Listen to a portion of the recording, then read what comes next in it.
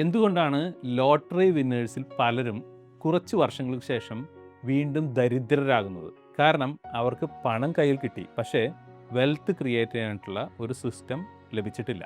വലിയ തുക ലഭിക്കുന്നതുകൊണ്ട് സമ്പന്നനാകണമെന്നില്ല. അതിനെ ശരിയായി കൈകാര്യം ചെയ്യുന്നിടത്താണ് നമുക്ക് സമ്പത്ത് ഉണ്ടാകുന്നത്. പെട്ടെന്ന് വലിയൊരു തുക കയ്യിലോട്ട് വന്നാൽ ജീവിതം ആകെ മാറും. ബന്ധുക്കളും സുഹൃത്തുക്കളും പല ആവശ്യങ്ങളുമായിട്ട് വരും.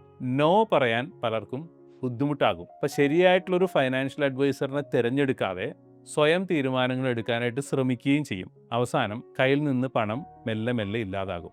ഒരു സർട്ടിഫൈഡ് ഫൈനാൻഷ്യൽ പ്ലാനർ എന്ന നിലയിൽ വലിയൊരു തുക കയ്യിൽ ലഭിക്കുന്ന ഓരോ ക്ലയൻസിനോടും ഞാൻ ആദ്യം പറയുന്നത് ഇൻവെസ്റ്റ് ചെയ്യാനല്ല, ആദ്യം ഒരു കോംപ്രിഹെൻസീവ് ഫൈനാൻഷ്യൽ പ്ലാൻ തയ്യാറാക്കൂ എന്നതാണ്. കാരണം പണം എവിടെ നിക്ഷേപിക്കണം എന്നതിനേക്കാൾ പ്രധാനപ്പെട്ടത് ആ പണത്തിന് എന്ത് ജോലി നൽകണം എന്നുള്ളതാണ്. വലിയൊരു തുക കയ്യിൽ വന്നാൽ ഈ 3 കാര്യങ്ങൾ ആദ്യം തന്നെ ചെയ്യണം.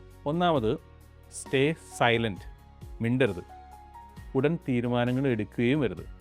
രണ്ടാമത്, ഒരു സർട്ടിഫൈഡ് ഫൈനാൻഷ്യൽ പ്ലാനറുടെ തന്നെ സഹായത്തോടു കൂടി ഒരു കോംപ്രിഹെൻസീവ് ഫൈനാൻഷ്യൽ പ്ലാനിംഗ് തയ്യാറാക്കുക. മൂന്നാമത്, ആ പ്ലാൻ അനുസരിച്ച് എമർജൻസി ഫണ്ട് സൃഷ്ടിക്കുക. ഉയർന്ന പലിശ കൊടുത്തിട്ടുള്ള കടങ്ങൾ കുറയ്ക്കാൻ നോക്കുക മാക്സിമം.